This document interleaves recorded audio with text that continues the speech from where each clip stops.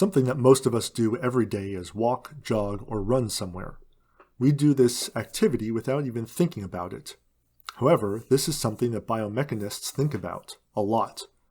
There are many considerations about how people locomote. How do they move their limbs? What are their muscles doing? How are they breathing? How much energy are they using?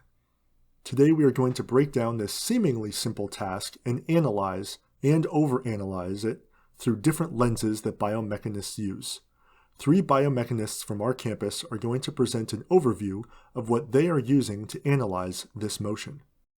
Hi, my name is Dr. Ben Infantolino. I'm an associate professor of kinesiology at Penn State Berks.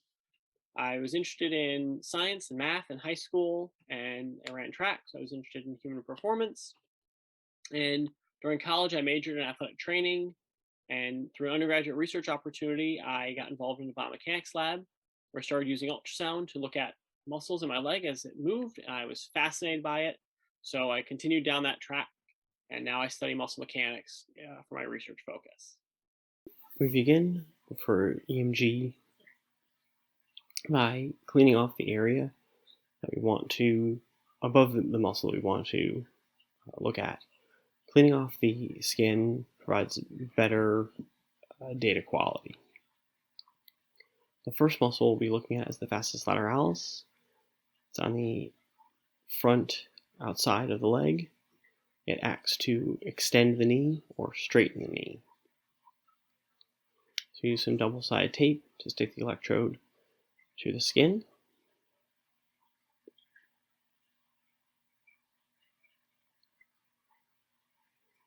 The next muscle we'll be looking at is the bicep femoris.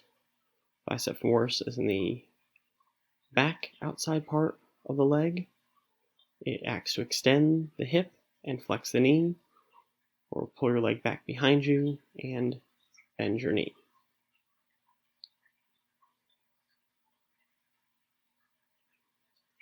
And the last muscle we'll look at here is the gastrocnemius.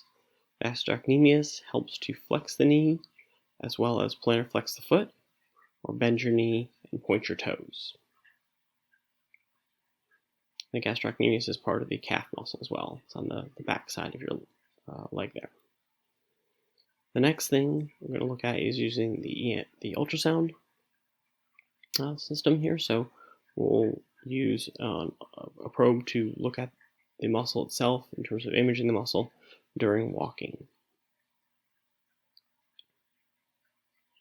So we use a little bit of gel to increase the acoustical coupling between the ultrasound probe and the skin so we get a better image. Initially here, what we're doing is just making sure we're getting a good image, making sure we're over the muscle we want to look at, and then we have the subject move through the range of motion to ensure that during the range of motion, what we want to see is captured throughout the whole range of motion. Once we're in a good spot, we use medical tape in order to affix the probe to the leg while the subject is walking. We use a lot of tape because as the subject walks, the probe moves, could move around a bit, so we want to make sure it is secure during the entire test. And using EMG and ultrasound is very, very helpful for biomechanists. We'll be able to see what the muscle is doing visually, as far as the range of a muscle is concerned, and then the EMG will provide information in terms of how the muscle is being activated and when the muscle is being activated during a particular task. You can see here, this is what you would see during walking. The green is the vastus lateralis, the blue is the bicep femoris, the pink is the gastrocnemius. You can see that during walking, you've got very, very nice, clear on-off times for the vastus lateralis.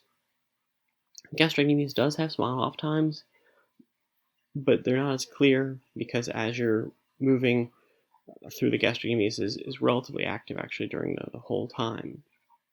On the left, you see around, and then as the subject goes into running, you'll be able to see things speed up, both on the ultrasound as well as the EMG would speed up. So you can measure what happens, what changes are occurring as the subject starts to run. Hi, I'm Dr. Allison Altman-Singles, an assistant professor of kinesiology and mechanical engineering at Penn State Berks. I was a cross-country and track and field athlete throughout high school and college, and I suffered many various types of sports injuries. Since I was always interested in math and science, I was naturally driven to the field of biomechanics, where I could better understand the mechanical causes of overuse injuries. Now at Penn State Berks, I continue to study this relationship between repetitive mechanical loading and injury in various types of athletes. I also look at how these high loading patterns can be reduced through subtle alterations in mechanics, like changing the way your foot strikes the ground or taking shorter steps.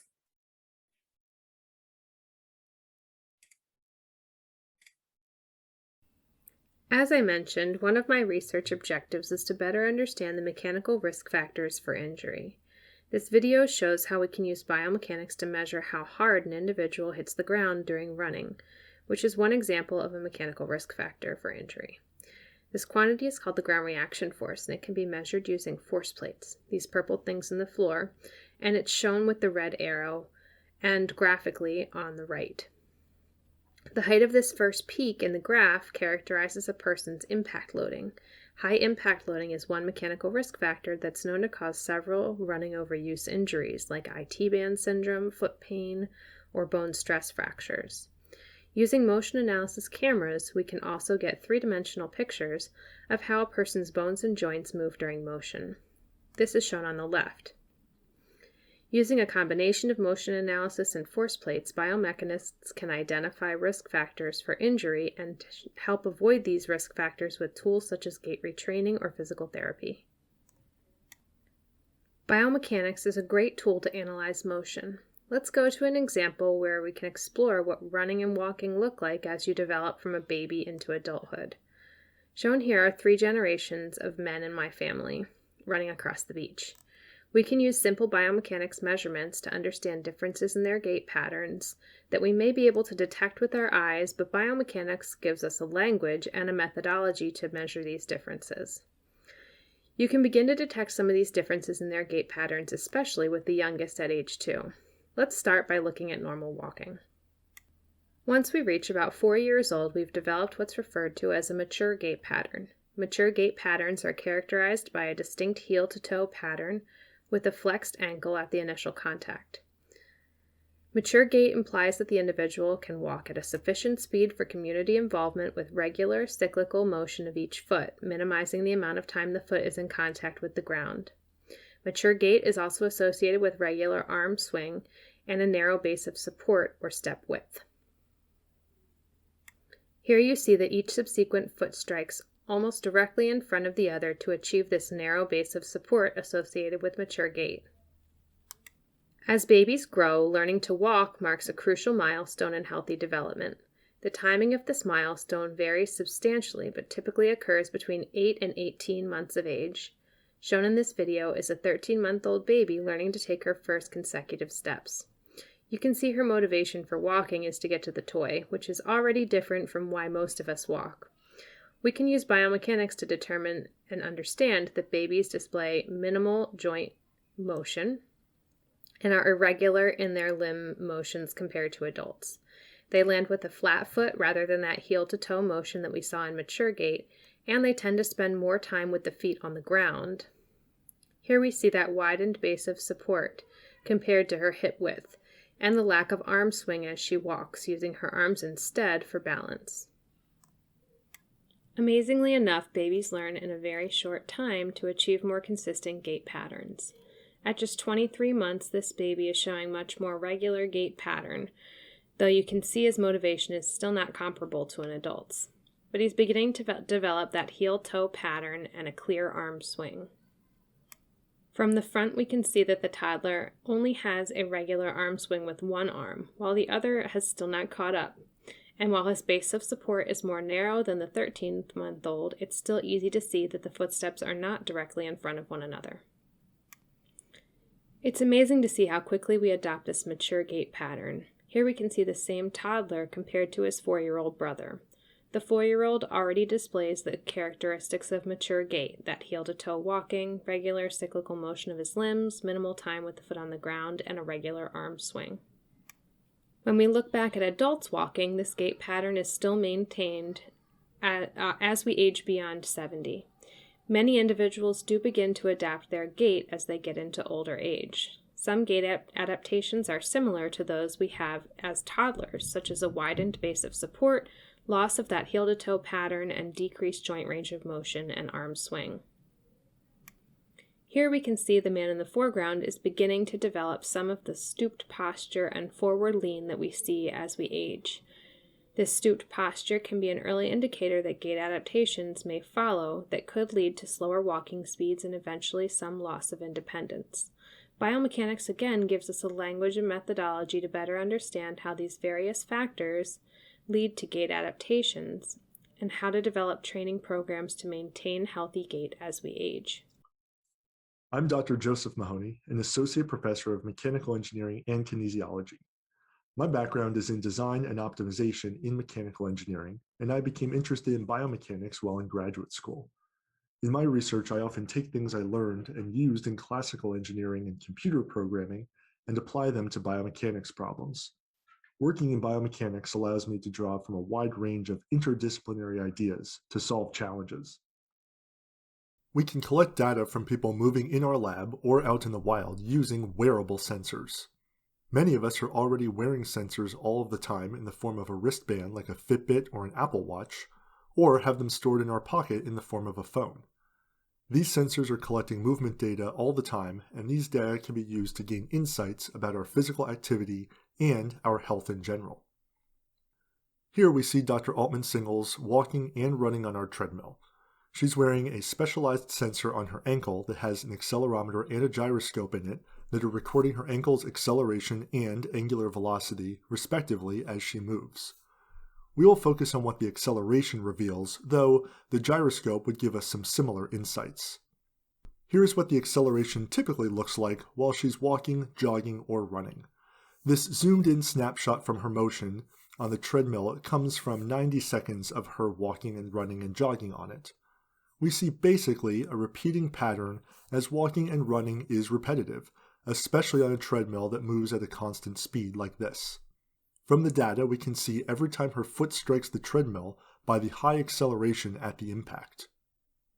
Simply looking at these plots does not give us too much insight into the differences between her gait patterns when she's walking or jogging or running.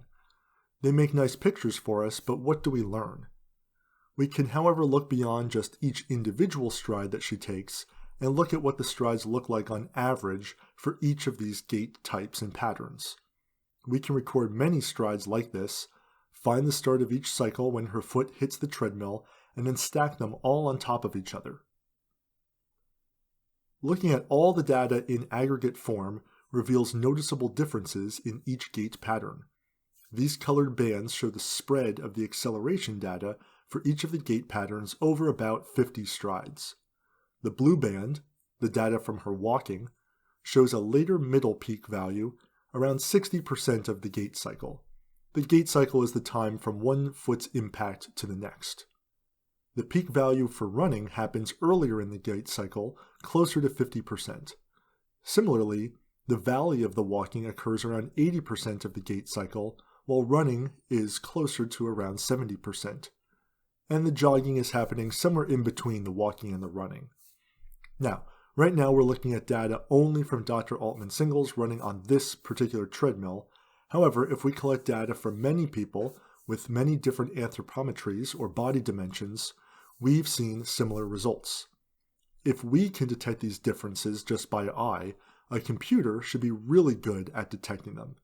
We can use a technique called machine learning to find these distinguishing features and automatically classify data as coming from walking, jogging, or running. Once classified, a physical activity monitor can do a better job at keeping track of not only if you are moving, but how were you moving. A 30-minute run is much different than a 30-minute walk.